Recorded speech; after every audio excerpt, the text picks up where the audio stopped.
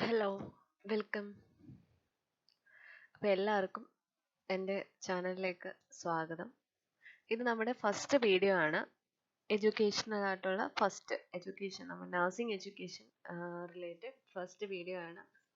Okay, അപ്പോൾ നമ്മൾ first നമ്മുടെ ഇപ്പോഴത്തെ ആ ഒരു സാഹചര്യം എല്ലാം കണക്കിലെടുത്ത് നമുക്ക് ഫസ്റ്റ് ഇൻഫെക്ഷൻ തന്നെ സ്റ്റാർട്ട് ചെയ്യാം. Okay, infection prevention and control. Already ഇപ്പം തന്നെ നിങ്ങൾ ഇതിനെക്കുറിച്ചെല്ലാം പഠിച്ചിട്ടുണ്ടായിരിക്കും. എന്നാലും നമുക്ക് ജസ്റ്റ് ഓടിച്ചൊന്ന് ഈ ചാപ്റ്റർ ഒന്ന് നോക്കാം. അതിനുശേഷം നമുക്ക് പ്രീവിയസ് ക്വസ്റ്റ്യൻസ് കൂടെ ഡിസ്കസ് ചെയ്യാം. ഓക്കെ, അപ്പം നമുക്ക് ഈ ചെറിയൊരു ക്യാപ്സ്യൂൾ രൂപത്തിൽ ചാപ്റ്റേഴ്സ് ഒക്കെ കിട്ടുമ്പോഴത്തേക്ക് നമുക്ക് ജസ്റ്റ് അതെല്ലാം ഒന്ന് അറേഞ്ച് ചെയ്തെടുക്കാനും നമ്മുടെ മെമ്മറിയിലേക്ക് കൊണ്ടുവരാനും എല്ലാം നമുക്ക് സാധിക്കും. ഓക്കെ ഓക്കെ ഈ ഒരു പിക്ചർ നിങ്ങൾ കണ്ടല്ലോ. It's full of micro organism അല്ലേ. നമ്മളിങ്ങനെ ഷേക്ക് ഹാൻഡ് കൊടുക്കുന്നു. അപ്പം നമുക്ക് എന്താ ബ്രേക്ക് ദ ചെയിൻ അല്ലേ. അപ്പം നമുക്ക് ആ ഒരു ചെയിൻ നമ്മൾ ബ്രേക്ക് ചെയ്യണം. അപ്പം നമ്മൾ ഷേക്ക് ഹാൻഡ് ഒക്കെ കൊടുക്കാൻ പാടുണ്ടോ? No. Infection prevention and control. First one was infection. Okay, everywhere we are hearing the word infection. But infection എന്താണ് അല്ലേ? What is infection? Infection is the invasion of a susceptible host by the pathogens or microorganisms resulting in disease. Okay, this is infection. പ്രത്യേകിച്ച് നിങ്ങൾക്ക് വലിയ ആലോചിക്കാനായിട്ടൊന്നുമില്ല. എന്ന് വെച്ചാൽ pathogens അല്ലെങ്കിൽ micro organism ഒരു susceptible ഹോസ്റ്റിന്റെ ബോഡിയിലേക്ക് കയറി അതിന്റെ ഫലമായിട്ട് ഒരു നമുക്ക് ഡിസീസ് കോസ് ചെയ്യുന്നു. That state is known as the infection. The next is the colonisation. അപ്പോൾ കോളനൈസേഷനും ഇൻഫെക്ഷനും തമ്മിലൊരു വ്യത്യാസമുണ്ട്. Colonisation is the presence and growth of micro organism within a host without tissue invasion or damage. Colonisation means micro ഓർഗാനിസത്തിന്റെ പ്രസൻസും ഉണ്ട് ഗ്രോത്തും ഉണ്ട് ഹോസ്റ്റിൽ. പക്ഷെ എന്ത് ചെയ്യുന്നില്ല, ടിഷ്യൂ ഇൻവേഷനോ ഡാമേജോ ഉണ്ടാക്കുന്നില്ല. ജസ്റ്റ് മൈക്രോ ഓർഗാനിസത്തിന്റെ പ്രസൻസും ഗ്രോത്തും മാത്രമേ ഉള്ളൂ. That is the colonisation. The next is the communicable disease. Okay, if an infectious disease can be transmitted directly from one person to another, it is termed as communicable disease. You have to focus on directly from one person to another. ഒരാളിൽ നിന്ന് വേറൊരാളിലേക്ക് directly transmit ചെയ്യുന്നതിനെയാണ് നമ്മൾ communicable disease എന്ന് പറയുന്നത്. Okay, the next one is what is symptomatic.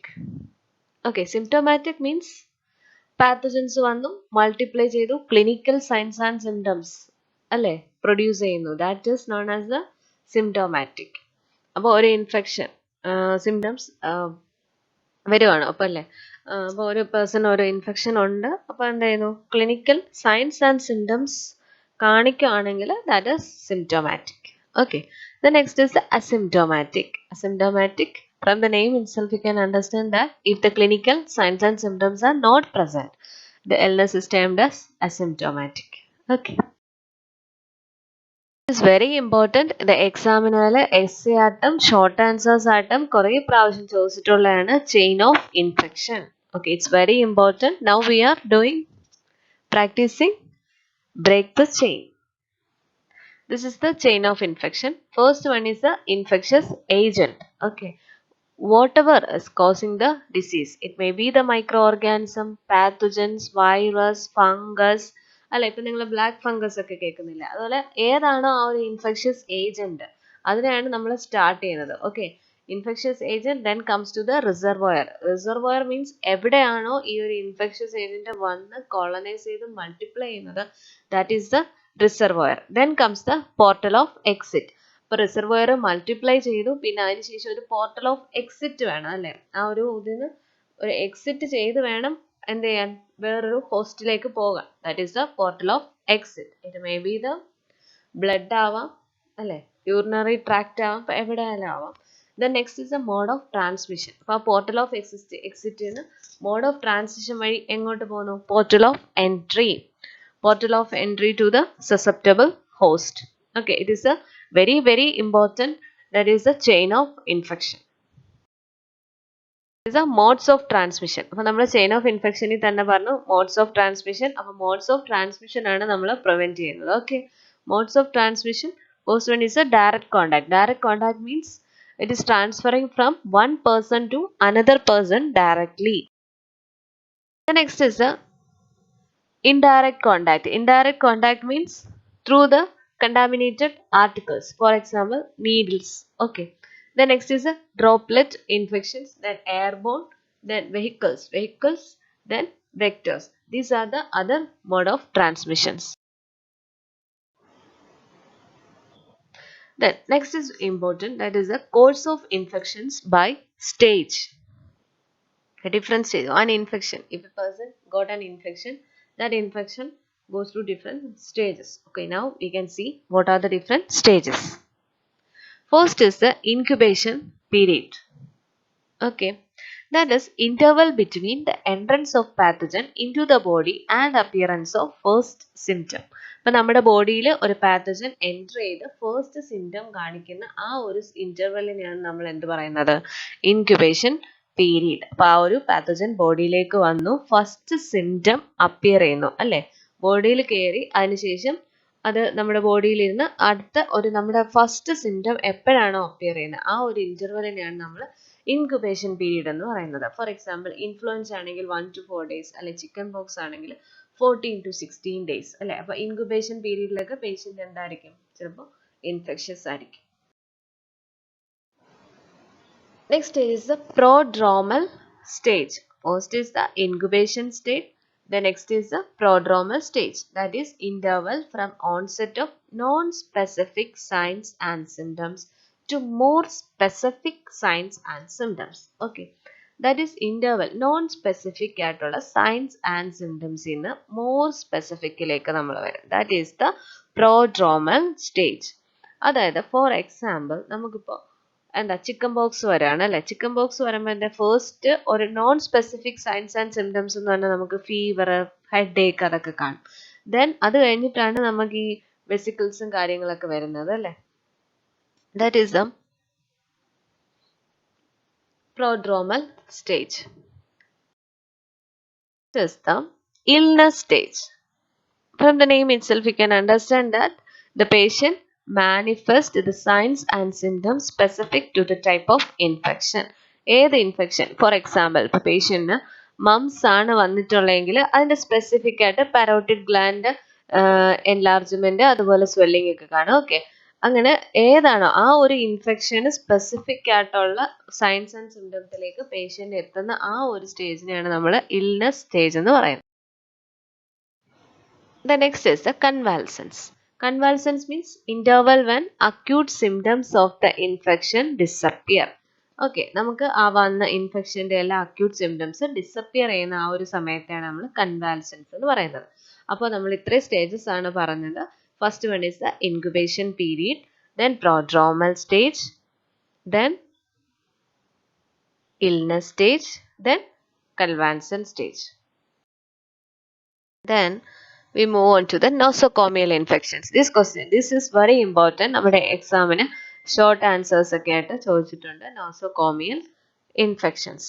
Okay, nosocomial infections are infections that are acquired by a patient during the delivery of healthcare services. Most nosocomial infections are transmitted by the healthcare workers.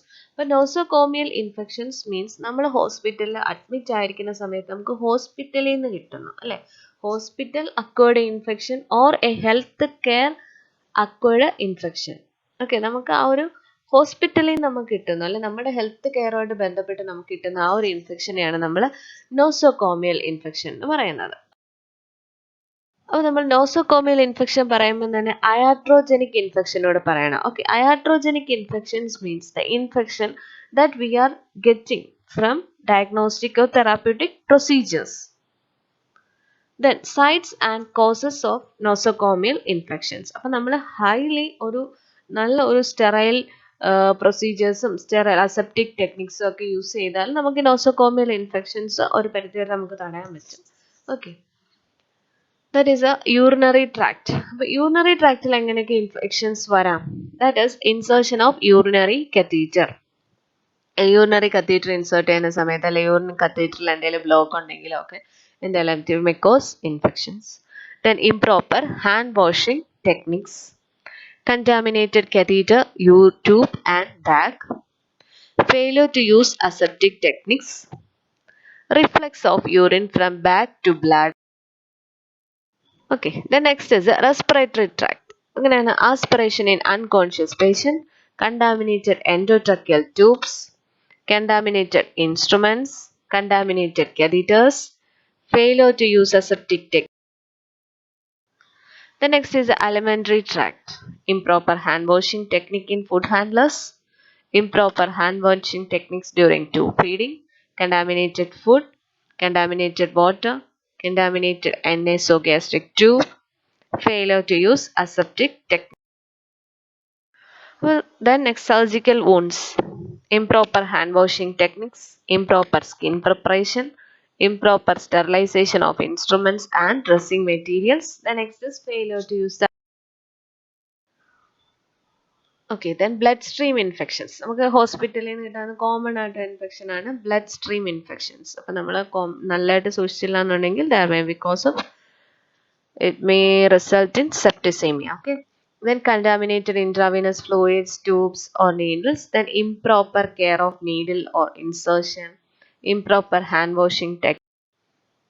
Okay, the next is the risk factors for hospital infection. അപ്പോൾ hospital infection വരാനായിട്ട് നമുക്ക് risk factors ഉണ്ട് അല്ലേ? അതായത് broken skin or mucus membrane.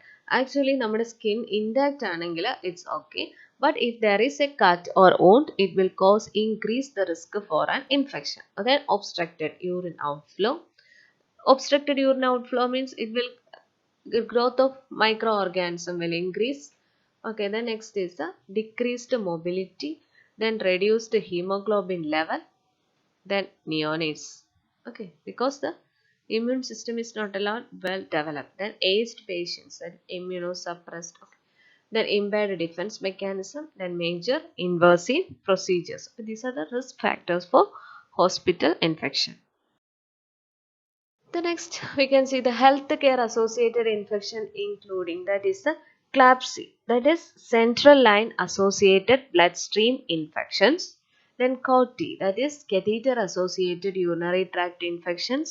Then surgical site infections, then ventilator associated infections. വാപ്പ് എന്ന് പറയും. അപ്പം നമ്മൾ ICUസിലൊക്കെ പോകുമ്പോഴത്തേക്ക് നമുക്കിതെല്ലാം കാണാൻ പറ്റും. ഓക്കെ,